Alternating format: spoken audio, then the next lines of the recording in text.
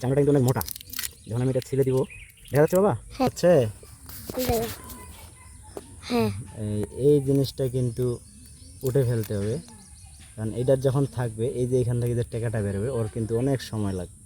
ঠিক আছে, ওর কিন্তু অনেক সময় লাগবে। এটা যখন এইভাবে বের করে দিবেন তখন কিন্তু দ্রুত ঘাসটা বের হবে।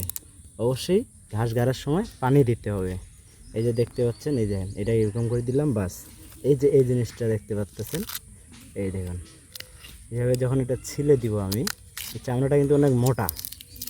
যখন আমি এটা ছিলে দিব, দেখা যাচ্ছে বাবা?